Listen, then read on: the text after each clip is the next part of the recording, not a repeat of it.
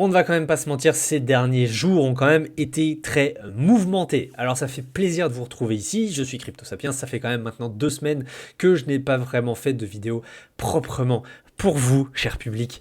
Très content de vous retrouver, j'espère que ça va bien de votre côté. Pourquoi? Parce que avec ce qu'il s'est passé ce vendredi dans la nuit, où on a vu Bitcoin et surtout nombre d'altcoins se casser la figure, autant BTC a quand même bien réagi, Ether aussi, il a quand même passé de 116 à 102, puis remonté vers les 110 000. Ether a plutôt bien tenu, mais les altcoins, c'est vrai que ça a été une hécatombe. Il y a plusieurs projets qui ont fait du moins 80% avant de remonter. Mais pour autant, et ça je le vois sur X, il y en a pas mal d'entre vous, des investisseurs chevronnés, des analystes, des particuliers comme vous et moi qui se retrouvent à zéro, qui se retrouvent totalement à avoir perdu énormément d'argent, donc du fond du cœur. J'espère vraiment que vous allez bien. Par exemple, c'est vrai que Mister Rabbit, pour certains d'entre vous qui m'ont connu grâce à une de ses vidéos où il parlait de ma chaîne, l'a admis lui-même avoir perdu plus de 300 000 $ dans l'équation. Donc forcément, j'espère que ça va de votre côté. J'espère que les dernières vidéos que j'avais pu vous faire, vous avez quand même mis la puce à l'oreille ou au moins fait prendre des profits, surtout sur les précédentes ATH aux 126 000 $. Ou alors que, évidemment, comme je le répète assez souvent, de ne jamais être totalement all-in sur le marché, toujours avoir un peu de stablecoin. J'espère sincèrement que de votre côté, ce fut le cas. Auquel cas, écoutez, c'est vrai que c'est, entre guillemets, ce n'est que de l'argent. J'espère que vous n'avez pas parié la maison, la femme, l'enfant, etc. Mais globalement, j'espère que vous allez bien. Et depuis, écoutez, le marché s'en remet petit à petit. Vous le verrez, on a quand même plusieurs points de convergence, d'inflexion qui nous montrent que potentiellement, que ce crash exceptionnel, aussi meurtrier soit-il, fut vraiment exprès fait pour liquider tous les leviers et peut-être, je dis bien peut-être, probablement repartir à la hausse de peut-être la manière la plus saine qu'il puisse exister dans ce marché, puisqu'encore une fois, c'est vrai qu'on parle de plus de 20 milliards de de levier, de positions liquidées, ce qui est énorme, ce qui n'était jamais arrivé dans l'histoire de ce marché. 20 milliards, c'est énorme, beaucoup, c'est très fort. Regardez ce que nous montre aussi, il me semble, ce tableau de bord sur Hyperliquid. Il y en a qui ont perdu des millions des investissements d'une vie. Donc globalement, j'espère que ça va bien pour vous. Mes DM sont ouverts. N'hésitez pas si besoin, en tout cas. Et globalement, c'est parti, on va quand même essayer de comprendre ce qu'il s'est passé, mais surtout ce que ça veut nous dire aujourd'hui dans la suite de ce cycle. Donc de base, la vidéo devait sortir hier, le son était catastrophique, donc je la retourne. Hier, lorsque j'ai tourné la vidéo, on était vers les 110, 111. Donc je vous parlais qu'on devait reprendre certains niveaux, ce fut chose faite, donc on va aller les regarder tout de suite. Pour commencer, et malheureusement, personne, et je dis bien personne, j'insiste dessus, n'aurait pu prévoir une telle liquidation de toutes les positions sur le marché. Oui, et c'est vrai que j'en avais pas parlé dans la vidéo de la semaine dernière, on était arrivé à un point où l'open interest sur les marchés était quand même arrivé à des niveaux assez élevés, je ne vais pas dire des extrêmes non plus, puisqu'on a déjà vu beaucoup plus, mais qui généralement annonce une correction sur le court terme. Alors vous le savez, de mon côté, l'analyse on-chain n'est pas faite pour vraiment savoir ce qui va se passer demain ou dans les heures qui arrivent, mais je suis plutôt là vraiment pour essayer dans un certain sens, de vous faire partir d'un bottom, d'une zone bottom, comme c'est arrivé par exemple en avril, jusqu'à un ATH pour évidemment prendre ses profits ici et justement réinvestir sur le prochain bottom, etc. etc. Donc de mon côté, c'est mon profil d'investisseur, la volatilité à court terme ne m'intéresse pas plus que ça. Ici, néanmoins, c'est vrai que, comme on le voyait, l'open interest était chargé, mais regardez, c'est déjà arrivé à plusieurs reprises dans le passé, comme le 15 juillet, où finalement on était resté quand même 2 semaines sur ces niveaux-là, et pour autant on n'avait pas eu un crash d'une telle ampleur. Celui qui vous dira que c'était prévisible, il vous prend pour un pigeon. Personne, que ce soit les traders les plus, j'ai envie de vous dire, aguerris du monde, comme vous le voyez, ils ont perdu des millions. Les analystes les plus aguerris du monde, personne n'a forcément prévu qu'une telle correction, une telle liquidation puisse arriver. Donc ne vous en voulez pas de ne pas l'avoir vu. Par contre, c'est vrai qu'il y a des choses peut-être à revoir, et c'est justement l'occasion de revoir en fait les plans d'action sur les différents scénarios. Maintenant, ce qui est plutôt pas mal, c'est qu'à l'inverse, on voit très bien que l'open interest s'est déchargé et que généralement ces phases-là, nous permettent de voir dans les semaines qui arrivent, encore une fois c'est pas illico presto direction un nouvel ATH, mais généralement comme on le voit par exemple ici en février-mars, après des semaines de baisse, de latéralisation autour de ces niveaux assez dangereux entre guillemets, où il y a eu beaucoup de peur aussi à ce moment-là, ensuite on est reparti à la hausse, tout comme ici en août 2024, On avait touché les 48 000 $, hop, où on avait permis au marché de se purger de ses excès. Pareil, plusieurs semaines, un peu de flou avant de repartir à la hausse, etc., etc. Ça va être un peu le même topo ici, et je pense que ce qui est arrivé est très malheureux, mais extrêmement bullish aussi pour la suite. En tout cas, c'est mon avis personnel là-dessus. Alors maintenant, est-ce que cette situation est forcément extrêmement dangereuse pour le marché? Eh bien, en fait, c'est assez paradoxal puisque cette situation nous ramène exactement au même point de départ qu'il y a 13 jours, c'est-à-dire au 1er octobre, où justement on était dans cette phase de correction, enfin plutôt 15 jours, donc plutôt vers la fin septembre, début octobre, où on était dans le flou, on était dans le doute, on était sur les 108, 109 000 $, vous le saviez, on était en dessous de ce fameux support du coût moyen des investisseurs à court terme, et qu'on était là à se dire, ok, est-ce qu'on va aller plus bas ou pas? J'étais plutôt haussier, vous le savez, j'ai un biais haussier, mais encore une fois, l'analyse on-chain, c'est sur une tendance de fond. Et pour l'instant, ce scénario ne change pas forcément en tout cas ma vision des choses pour les semaines et mois à venir, en tout cas pour cette fin d'année. On revient sur le même pattern, enfin sur la même situation donc qu'avant ce crash. On est à peu près sur cette zone entre les 85-90% d'investisseurs toujours en gain, en positif, et globalement, comme on le voit, à peu près même situation que fin septembre et fin août, où on a évidemment des prises de pertes sur le marché. Donc ces prises de pertes ne sont pas forcément drastiques, dramatiques, tout comme le fait de voir 10% des investisseurs en perte. Nous, ce qui nous fait peur, c'est quand on approche plutôt les 70-80% de ces investisseurs qui sont en gain, donc 20% sous l'eau, ce qui généralement fait quand même très mal au marché et qui là, on peut se poser des questions sur la viabilité d'un scénario haussier. Là pour l'instant, comme vous le voyez, en plus le marché s'en remet pour l'instant plutôt bien. Donc ce fut, à mon avis, et on va le confirmer un peu plus tard si vous voulez, un mouvement qui a été vraiment fait pour purger les leviers, mais pas forcément tous ceux qui étaient investisseurs en spot. Je m'explique. Ici, on voit quand même des prises de pertes sur le SOPR. Le SOPR, il nous montre si en vert, il y a plutôt des prises de gains des investisseurs à court terme, ou en rouge, des prises de pertes. Bon, on est revenu sur les mêmes niveaux que justement fin août, fin septembre, qui nous montre que voilà, on a un peu purgé, pareil, aussi les mains faibles en spot. Mais, et c'est là où c'est plutôt intéressant, c'est de voir que si on a eu la plus grosse purge de l'histoire sur BTC au niveau des leviers, c'est ce que j'ai mis dans ce post-là, on a eu uniquement, des pertes en spot à hauteur de 200-250 millions de dollars. Et c'est ridicule, puisque regardez, même fin août, on était sur les 290-300 millions de dollars, et je ne parle même pas de ce qui s'était passé en avril, on était plutôt sur les 600 millions de dollars de pertes encaissées des investisseurs. Donc, tout ça pour dire que cette situation a vraiment été faite pour liquider les leviers sur les exchanges et mettre à mal tous les traders. Pour repartir à la hausse, peut-être pour annoncer un début de bear market là aussi, mais on va essayer de confirmer ça en fonction des différents supports que vous savez que je regarde très régulièrement sur le marché. Et en plus de ça, si on veut remettre en perspective cette correction, on voit très bien que ces 200 millions de pertes réalisées sur le marché ne correspondent qu'à 2% en fait, si vous voulez, de l'ensemble total des gains non réalisés sur le marché. C'est extrêmement ridicule. Donc le but n'était vraiment pas de faire peur à l'investisseur, ou même j'ai envie de vous dire de faire mal aux ETF, de faire mal aux compagnies d'entreprise, mais plutôt liquider encore une fois tous ceux qui étaient dans les excès sur les leviers.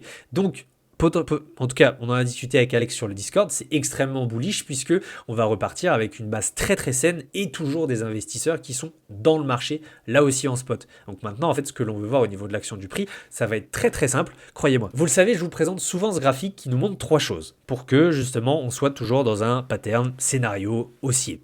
Et pourquoi j'ai un biais haussier depuis quand même plusieurs mois? Puisque finalement, depuis la fin avril 2025 et ce retour au-dessus des 90 000 $, on n'a jamais vraiment eu cette configuration qui pouvait nous amener à une vraie correction de moins 30% comme c'est arrivé autant en août 2024 que février, mars, avril 2025. Pourquoi? Puisque vous le savez, il y a ce fameux support de nos fameux détenteurs à court terme. Aujourd'hui, à peu près autour des 113 800 $, à chaque fois que l'on est au-dessus, vous le voyez, historiquement parlant, on est dans un scénario bullish, scénario haussier. Quand on le tente un petit peu, comme c'est arrivé fin août, fin septembre et donc ces derniers jours, généralement ce qu'on veut voir c'est une certaine réaction du marché sur ce support-là. Si évidemment on s'en sert comme d'une résistance, vous le savez, je le répète très souvent, comme ce fut le cas par exemple février-mars, c'est qu'on arrive probablement dans un marché, dans des investisseurs qui sont à bout de souffle, qui ont peur, qui quittent le marché. Ok, ce fut le cas ici. Là, par contre, depuis mai, c'est plutôt l'inverse. Chaque fois, on rebondit dessus, c'est-à-dire que la baisse est rachetée massivement et on repart à la hausse dans les jours, semaines qui suivent. Ce fut le cas encore fin août, fin septembre et probablement pour l'instant ici. Maintenant, c'est ce que j'ai partagé sur le Discord. Ce que l'on veut voir, c'est ce pattern-là. C'est-à-dire que repasser au-dessus, c'est bien. Avoir une confirmation qu'on veut vraiment aller à la hausse, c'est mieux. C'est-à-dire le pattern de repasser au-dessus. La retester, repasser au-dessus, la retester et on explose. Hop, on était au-dessus, on le teste, on repasse au-dessus de ce support, on le reteste et on explose à la hausse. Donc potentiellement, là nous sommes à peu près autour des 115 000 dollars à l'heure où je tourne cette vidéo. Si on arrive à repasser au-dessus, si on arrive à rebondir sur ce support, pareil, autour des 114 000 dollars, ça va être extrêmement bullish pour la suite. Ça peut prendre plusieurs jours. Attention, ça ne veut pas dire qu'on va réexploser à la hausse et aller toujours sur un ATH, mais tant qu'on tient ces niveaux, le scénario d'une reprise haussière est probable. Encore une fois, on parle en termes de scénario. Qui nous dit qu'on va rebondir dessus et finalement se recasser la figure sous ces 113 000 dollars? C'est aussi une chose qu'il faut avoir en tête, mais en tout cas, c'est le pattern que je surveille pour vraiment gérer mes investissements là-dessus et me réexposer au marché, ou en tout cas remettre des liquidités dedans. Donc ça, c'est sur le très court terme. Maintenant, sur le moyen terme, ce que l'on ne veut pas voir justement, c'est exactement ce comportement entre ce support ici et globalement, je ne vais pas prendre la 200 DMA, mais au moins cette ligne jaune que vous voyez là, qui correspond au MVRV, qui nous permet de voir quand est-ce que les investisseurs, en tout cas, vont commencer à être trop en danger ou pas forcément. Et comme vous le voyez, autant en 2024 que 2025, on a tenu cette zone-là aussi, des fois en passant brièvement en dessous, mais généralement c'était un coup de couteau pour repartir à la hausse. Donc, si jamais on repasse en dessous, scénario baissier, on peut toujours l'anticiper, le prévoir là aussi, ce serait évidemment de potentiellement déjà quand même tenir cette 200 DMA au niveau technique, qui est à peu près vers les 106-107 000 dollars. Donc si on fait le yo-yo là, un peu comme c'est arrivé en février-mars et qu'on n'arrive vraiment pas à reprendre ce support ici en rouge, c'est pas bon signe. Par contre, si évidemment on arrive à le reprendre, c'est le scénario dont je vous parle depuis tout à l'heure, pourquoi pas aller revisiter des clusters d'accumulation autour des 118-119 000 dollars qui sont extrêmement importants à retrouver. Comme vous vous en souvenez, on les avait repris ici au début octobre et on avait explosé sur un nouvel ATH qui pour autant nous avait fait défaut, vous l'avez vu, à la mi-septembre. Et ensuite, dernier palier qui remettrait par contre ici en cause tout mon scénario haussier. Encore une fois, le but, c'est pas d'être têtu, c'est vraiment de s'adapter aussi aux conditions du marché. J'ai des thèses moyen terme haussière, mais évidemment si le marché me prouve qu'il n'a pas envie d'y aller, je ne vais pas forcément rester investi dedans. Donc c'est pour ça que vous aussi ayez différents scénarios, vous êtes maître de vos décisions d'investissement, je vous le rappelle, puisque je ne suis pas du tout conseiller financier et que vos investissements, vos positions ne doivent pas se baser sur ce que je dis uniquement, mais aussi par rapport à vous, votre vision du marché. Et donc si on arrive à tenir au moins ces 100 000 dollars si jamais on devait avoir une nouvelle correction, eh bien ça resterait quand même haussier, même si évidemment ça ferait mal au marché et aux altcoins, on s'en doute. Maintenant sur Bitcoin, le dernier indicateur que je surveille très régulièrement, vous le savez, c'est ce stablecoin ratio de Channel qui nous montre à chaque fois quand est-ce que les stablecoins disponibles sont déployés sur le marché. Eh bien globalement, on avait une belle reprise à la hausse depuis la fin septembre, ce qui était extrêmement intéressant, pertinent, qui nous a amené à ce nouvel ATH encore une fois, mais qui, voilà, globalement on le voit, a un peu diminué avec tout ce qui s'est passé ces derniers jours. Normal là aussi, les investisseurs se dérisquent, sachant qu'en plus, il faudra attendre demain et l'ouverture des marchés US, puisqu'aujourd'hui c'est férié chez eux, pour voir la réaction de leur côté. Peut-être qu'il y aura des ventes en cascade, peut-être qu'à l'inverse, les ETF vont peut-être acheter massivement parce qu'ils trouvent que le prix est une opportunité. On le verra demain, j'ai envie de vous dire. Donc d'ici là, prudence, encore une fois. Même si j'ai une thèse moyen terme haussière, je sais que de mon profil d'investisseur, ça ne me mettrait pas mal de voir une nouvelle correction. Donc attention à vous. Évidemment, nous ne sommes peut-être pas, nous sommes différents tous l'un à l'autre et on n'a peut-être pas des thèses d'investissement les mêmes, ou en tout cas une certaine, en fonction de comment on est placé dans le marché. Donc pour l'instant, c'est une petite baisse sur ce ratio-là. Mais j'espère le revoir repartir à la hausse, évidemment, puisque généralement, vous le voyez, quand ça part à la baisse, le marché part à la baisse avec lui, puisqu'on n'a pas de stablecoin qui arrive dans le marché. Pour Ethereum, c'est extrêmement intéressant, parce que c'est aussi pertinent de faire l'analyse dessus, c'est de voir que Ether, on a purgé lui aussi pas mal de choses. On était sur un SOPR extrêmement positif, c'est-à-dire que depuis le 3 juillet, il y avait des prises de profit massives sur Ethereum.